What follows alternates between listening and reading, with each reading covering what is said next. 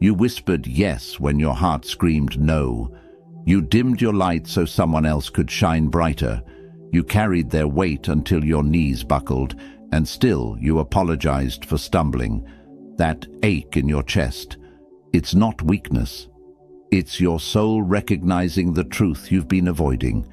You've been treating yourself like an option in a world where you should be a priority. And the cruelest part? You didn't even notice when it started. Most people walk through life never questioning why they feel hollow inside. They blame circumstances, other people, bad timing. But the real culprit has been staring back at them in the mirror every single morning. You've been the one undervaluing the most important person in your life, yourself. This isn't about affirmations taped to your bathroom mirror or positive thinking that evaporates by noon. This is about recognizing the quiet ways you've been betraying yourself. The small compromises that became habits. The silenced voice that once spoke with confidence. The dreams you buried under the word realistic. Undervaluing yourself doesn't announce itself with trumpets and warning signs. It creeps in through innocent-seeming choices, through the extra hours you work without acknowledgement, through the friends who take but never give, through relationships where you're always the one reaching out, always understanding, always bending until you break. And here's what makes it dangerous. It feels normal. You adapt, you adjust. You convince yourself that this is just how life works. You tell yourself you're being humble, flexible, easygoing. But humility shouldn't cost you your peace. Flexibility shouldn't mean contorting yourself into someone unrecognizable. The truth is, you've been operating from a deficit for so long that you've forgotten what abundance feels like. You've normalized the crumbs when you were meant to feast. You've accepted the shadows when you were born to stand in the light. This video will show you 12 signs that you might be undervaluing yourself without even knowing it. Not to shame you, not to make you feel worse, but to wake you up. Because awareness is the first crack in the walls we build around our own potential. Each sign you'll discover today is a mirror. Some reflections will be uncomfortable, some will make you want to look away. But I'm asking you to stay, to really look, to be honest with yourself in ways you might have been avoiding. Before we dive in, hit that like button if you're ready to stop playing small. Drop a comment below. Share this with someone who needs to hear it. Subscribe to this channel because we're building a community of people who refuse to undervalue themselves anymore. And whatever you do, don't skip any part of this video. Each sign builds on the last. If you're ready to stop playing small, drop this in the comments. I stop undervaluing myself now. Number 1. You over-explain your decisions to people who don't question theirs. You spent 20 minutes explaining why you couldn't attend a party you didn't want to go to in the first place. You wrote 3 paragraphs justifying your career choice, that purchase, that boundary. Meanwhile, the person you're explaining yourself to, they simply said no and moved on. This is the exhausting mathematics of undervaluing yourself. You're constantly showing your work, proving your reasoning, defending choices that need no defense. You've turned your life into a courtroom where you're perpetually on trial. Here's what's actually happening. You don't trust that your decisions have inherent worth simply because you made them. You believe your choices need external validation to be legitimate. You think that if you explain enough, justify enough, then maybe people will grant you permission to live your own life. The ancient Chinese philosopher Lao Tzu once said, "Care about what other people think, and you will be their prisoner." Every over-explanation is another bar in the cage you're building around yourself. Every unnecessary justification is you asking for approval from people who never asked for your permission to live their lives. Think about the last time someone told you they couldn't do something. Did they grovel? Did they write you an essay? Or did they simply state their reality and trust that it was enough? The person who says, "I can't make it, but thank you," commands more respect than the one who spirals into explanations. You over-explain because somewhere along the way you learned that your choices weren't trustworthy. Maybe someone criticized your decisions until you started preemptively defending them. Maybe you've been burned before and now you armor yourself with words. But here's the painful irony. The more you explain, the less people respect your decisions. Your excessive justification signals that even you don't fully believe in your choices. It tells others that your boundaries are negotiable, your decisions are up for debate. Your life is a collaborative project rather than your own sovereign territory. When you value yourself, your decisions come with built-in authority. Not arrogance, not rudeness, just quiet confidence that says, "I thought about this, I made a choice, and that's enough." You stop performing justification and start practicing presence. The next time you feel that compulsive need to explain yourself, pause, notice it. Ask yourself, is this person actually demanding an explanation, or am I providing one because I don't believe my decision deserves to stand on its own? Your life doesn't need a defense attorney. It needs an owner, someone who makes choices and stands by them, someone who understands that respect isn't earned through explanation, but through the simple act of respecting yourself first. If you're tired of justifying your every move, declare this: I owe no one an explanation. Number 2, you celebrate others' wins louder than your own. Someone got a promotion and you threw them a party. You posted about their achievement, sent flowers, told everyone who would listen. But when you reached your own milestone, you mentioned it in passing, maybe didn't tell anyone at all. You've become a master at holding space for everyone else's success while treating your own like it's something to apologize for.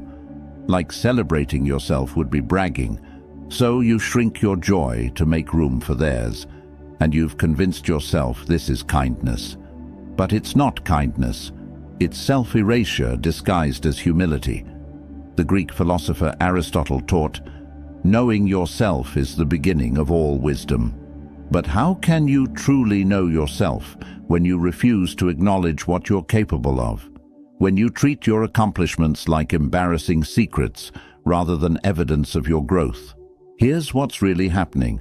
You've internalized the belief that your value comes from what you do for others, not from who you are or what you achieve. You've turned yourself into a supporting character in everyone else's story, forgetting that you're the protagonist of your own. Think about the message you're sending yourself every time you silence your own victory. You're teaching yourself that what you accomplish doesn't matter, that your hard work, your dedication, your growth are somehow less significant than everyone else's. When you value yourself, you understand that celebrating your achievements isn't arrogance. It's acknowledgement. It's saying, I see what I did, I recognize the effort it took, and I'm allowing myself to feel proud. It's giving yourself the same grace, the same enthusiasm, the same genuine happiness you pour into everyone else. Your achievements are proof that you're growing, evolving, becoming more of who you're meant to be. They deserve recognition, starting with your own. Number 3, you apologize for taking up space that's already yours. Sorry, can I just squeeze by? You say in your own kitchen.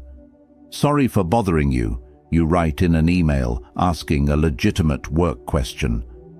You apologize for existing in spaces you have every right to occupy. This isn't politeness. This is permission seeking for your own life. You've turned sorry into a reflexive shield, a preemptive defense against the imagined crime of being present. You apologize for having needs, for taking up time, for occupying physical and emotional space that belongs to you. The Roman philosopher Seneca wrote, "It is not that we have a short time to live, but that we waste a lot of it. And you're wasting yours apologizing for living it. Every unnecessary sorry is time spent negotiating your right to exist. This pattern reveals something devastating. You believe your presence is a problem to be managed rather than a gift to be shared. You've internalized the idea that you're too much, so you apologize constantly, hoping that if you make yourself small enough, agreeable enough, maybe people will tolerate you. But people don't respect those who apologize for existing. They might take advantage of it. They might find it convenient. But respect, that comes from people who occupy their space with quiet confidence, who understand that their presence has value. The shift happens when you start distinguishing between genuine apologies and reflexive ones. A genuine apology acknowledges harm and takes responsibility. A reflexive apology apologizes for being human. You belong here, in this room, in this conversation, in this moment.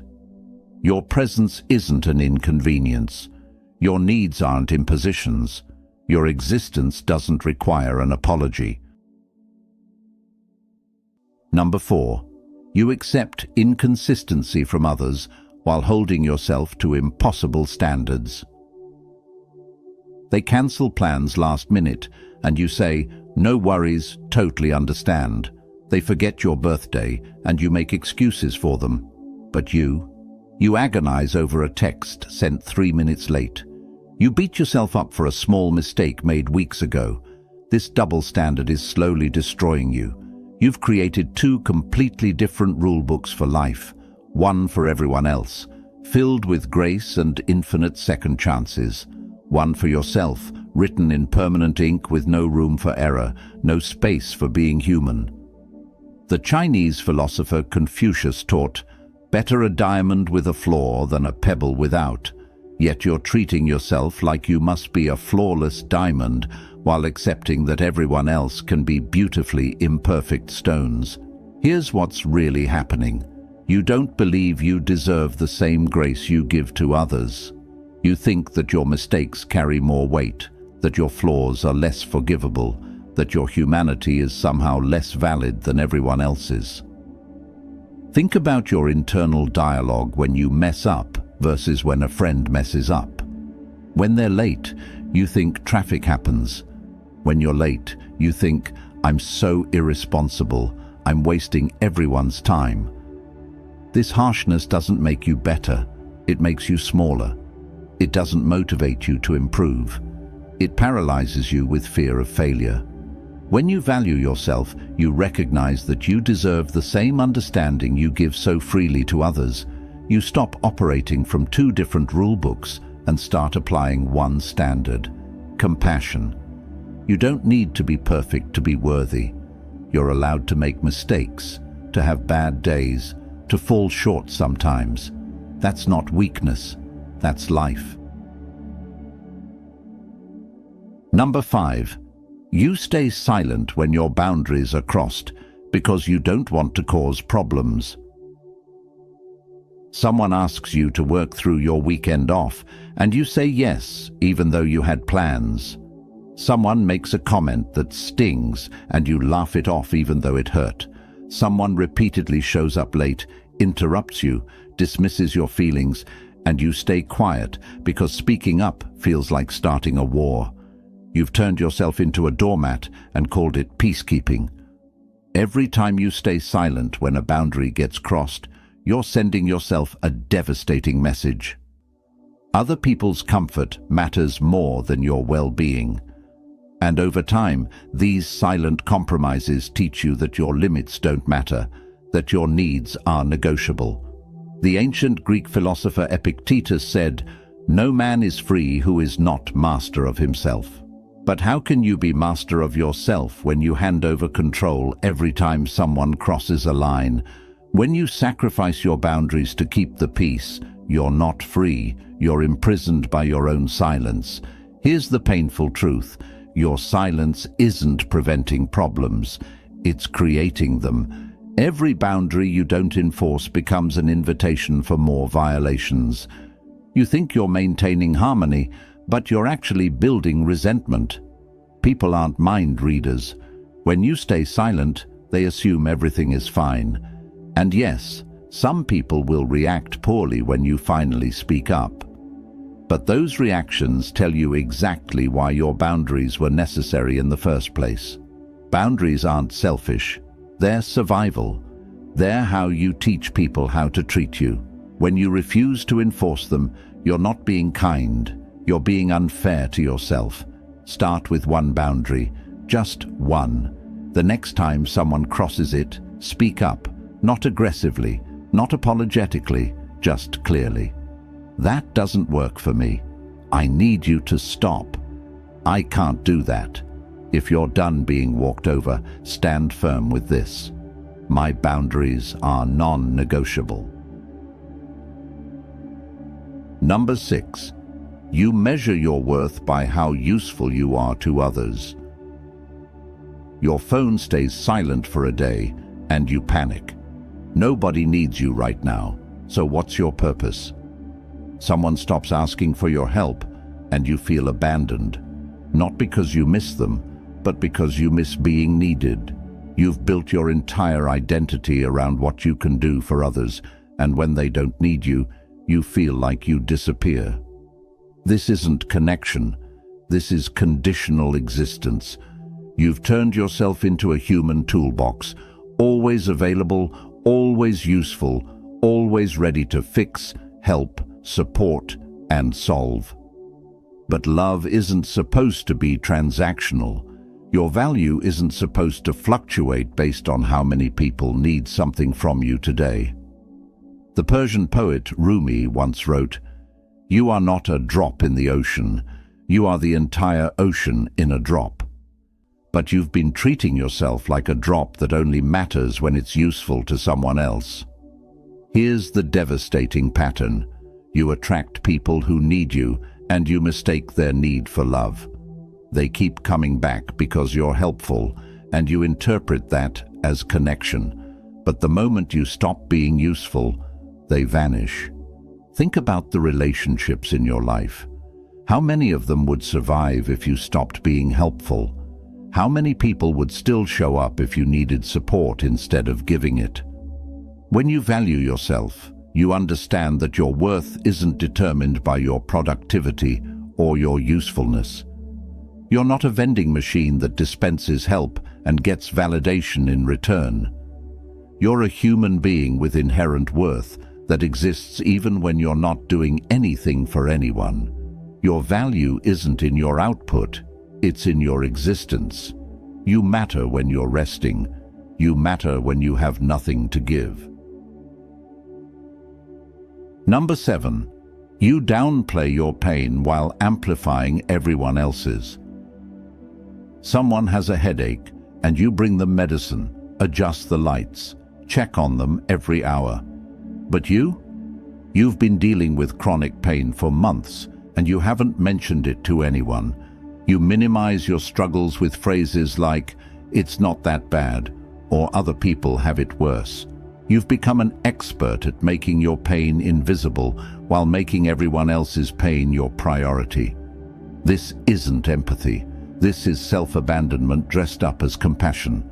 The Roman emperor and philosopher Marcus Aurelius said, "You have power over your mind, not outside events. Realize this, and you will find strength." But you've given your power away by deciding that other people's pain always takes precedence over your own experience. Here's what happens when you constantly downplay your pain. You teach yourself that your suffering doesn't matter. Every time you minimize what you're going through, you reinforce the belief that you're not worth caring about. You compare your pain to everyone else's and always decide yours isn't significant enough.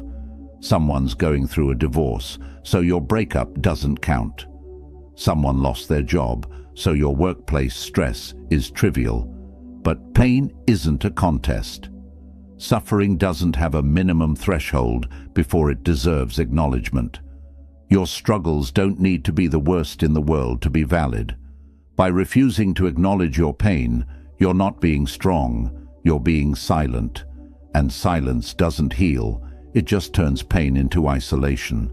When you value yourself, you recognize that your pain deserves the same attention and care you give to others.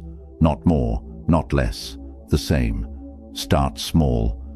The next time someone asks how you are and you're not okay, try telling the truth. Just honestly. I'm struggling a bit, or I'm having a rough day. If you're ready to stop hiding your struggles, acknowledge this.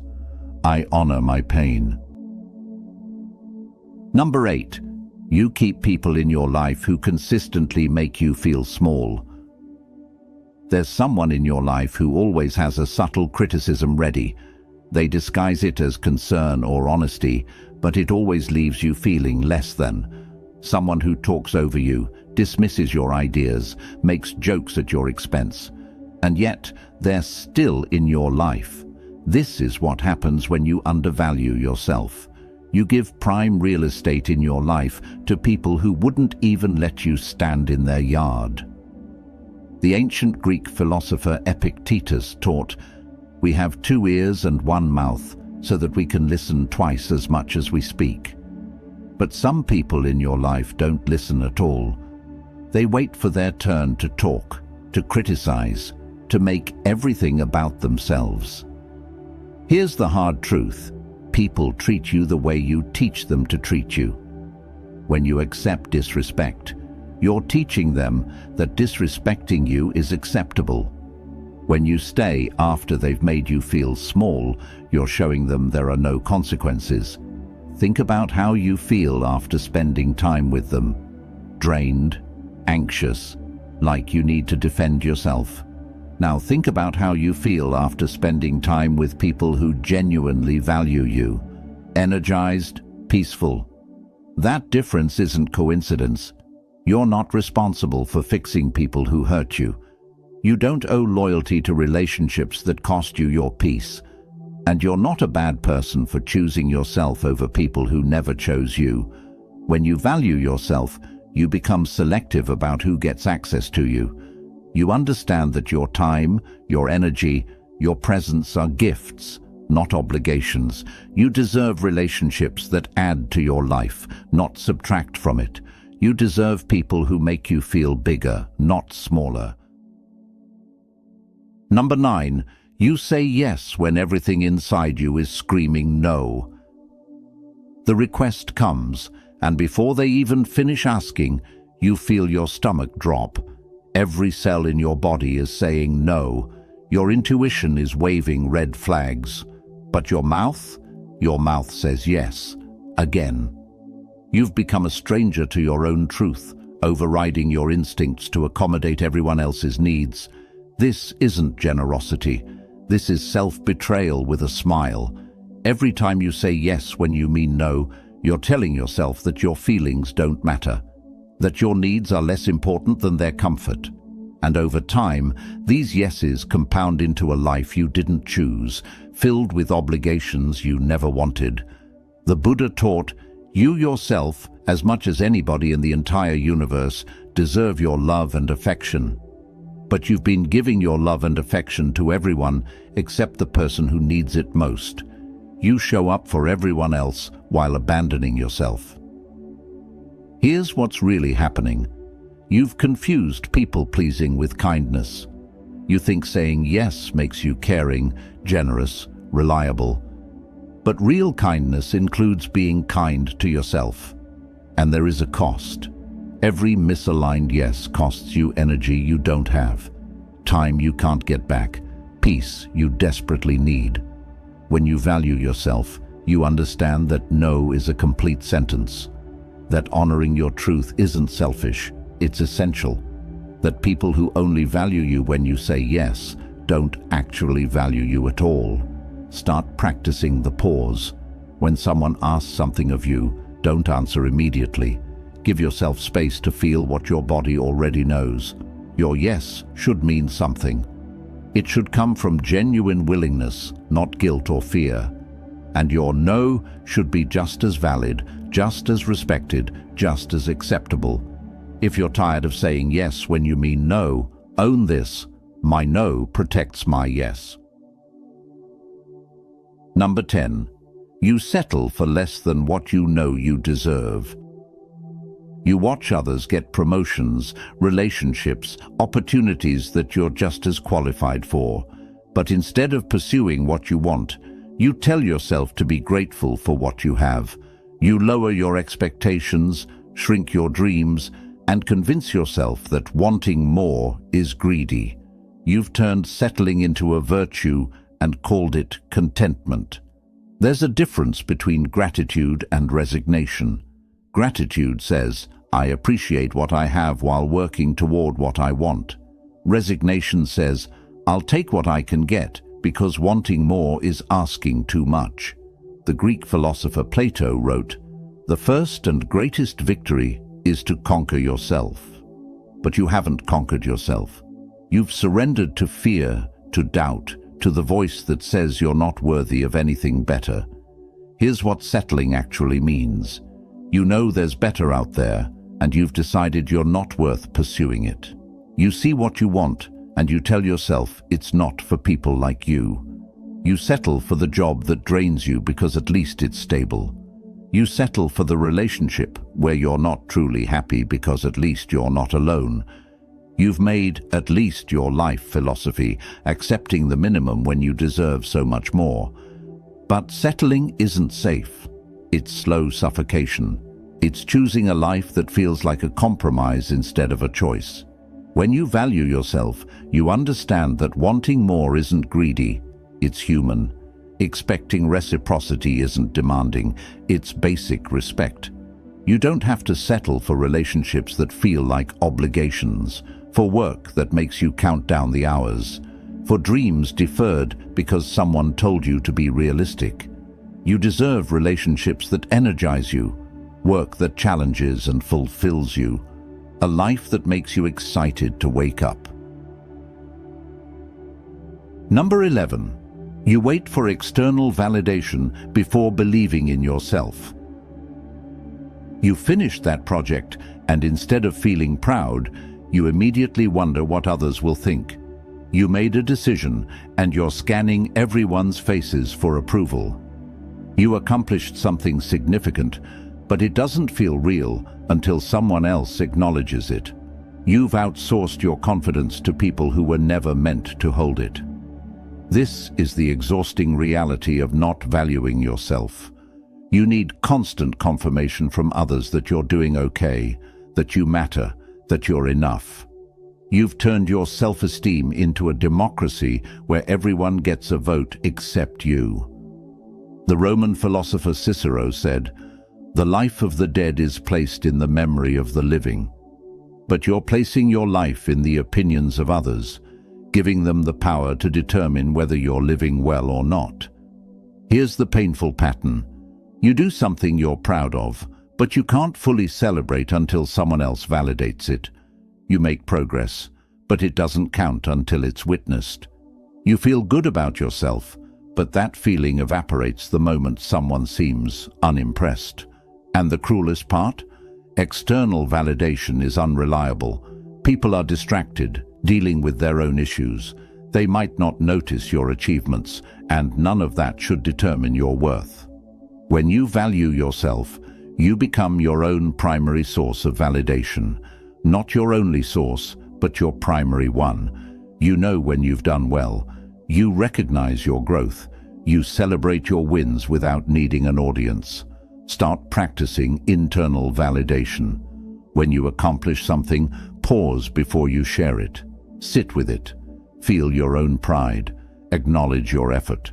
Let yourself be the first person to recognize what you've done. You already know when you've done well. You already know your worth. But you've been taught to doubt that knowing until someone else confirms it. Stop waiting. Your opinion of yourself is the one that matters most. If you're ready to trust your own judgment, commit to this. I believe in myself first. Number 12. You treat your own dreams like background noise while prioritizing everyone else's. Your friend mentions their goal, and you're immediately brainstorming ways to help them. You research resources, make connections, send encouraging messages. But your own dreams? They sit in the back of your mind, collecting dust, waiting for a someday that never comes. You've become the architect of everyone else's future while leaving your own blueprints untouched. This is the ultimate sign of undervaluing yourself, treating your aspirations like they're optional while treating everyone else's like they're essential. The Chinese philosopher Zhuangzi said, "Happiness is the absence of striving for happiness." But you're not even striving for your own happiness. You're striving for everyone else's while treating your own like an afterthought. Here's what's happening. You don't believe your dreams are as important as theirs. You've convinced yourself that helping others reach their goals is more noble than reaching your own. You know your dreams. They're still there, underneath all the reasons you've stacked on top of them. I'm too old. I don't have time. It's not practical. Each excuse is a brick in the wall you've built between yourself and the life you actually want to live. Think about how you respond when someone shares their dream. You light up. You brainstorm. You believe in their potential. Now think about how you respond to your own dreams. You dim. You doubt. You list obstacles. When you value yourself, you understand that your dreams deserve the same investment you give to others. That your goals are just as valid, just as worthy of pursuit, just as deserving of time and energy and belief. Your dreams have been waiting patiently. They've watched you help everyone else while ignoring them. But they're still there, and they're still yours. Stop treating your own aspirations like they're less important than everyone else's. Your dreams matter. Your goals are valid. Your life is worth living intentionally. If you're done putting everyone else first, prioritize yourself with this: my dreams are a priority. You've just walked through 12 mirrors, and each one has shown you a reflection you might not have wanted to see. The over-explaining, the silent celebrations, the automatic apologies, the impossible standards, the violated boundaries, the worth measured in usefulness, the invisible pain, the people who diminish you, the yes when you meant no, the settling, the external validation, the abandoned dreams. These aren't just signs. They're symptoms of a deeper wound, the belief that you're not enough, that your value is something you have to earn, prove, justify, that everyone else's needs, opinions, dreams, and comfort matter more than your own. But here's what I need you to understand. You've been enough this entire time. Your worth isn't something you earn, it's something you are. You were born with inherent value that doesn't fluctuate based on productivity, usefulness, or approval. That worth doesn't disappear when you set boundaries, when you celebrate yourself, when you say no, when you pursue your own dreams. The shift from undervaluing yourself to truly seeing your worth isn't a single moment. It's a series of choices, small, daily decisions to honor yourself the way you've been honoring everyone else. It starts now, not when you're more successful, more confident, more put together. Now, with your current flaws, current struggles, current imperfections. You don't need to become someone else to deserve better. You just need to recognize that you already do. Some people won't like this version of you. The one who sets boundaries, the one who says no, the one who stops over-explaining, stops settling, stops shrinking. Let them be uncomfortable. Their comfort was never worth your peace anyway. You've spent so long being everything to everyone else. Now it's time to be something to yourself. Not perfect, not flawless, just seen, just valued, just worthy of the same care, patience, and belief you've been giving everyone else. Your life is happening right now, not someday when you're more deserving, not later when you've proven yourself. Now. And you get to decide, will you keep undervaluing yourself, or will you finally recognize what you've always been worth? The choice has always been yours. The power has always been yours. The worth has always been yours. You just forgot. But you remember now. If this message resonated with you, hit that like button. Drop an affirmation in the comments. Let the words sink in deeper. Share this video with someone who needs to hear it. Subscribe to this channel because we're done undervaluing ourselves. We're done playing small. We're done accepting less than we deserve. Your journey to truly valuing yourself starts the moment you decide you're worth the effort. And you are. You always have been. If this video opened your eyes to your worth, seal it with this: I am enough, starting now.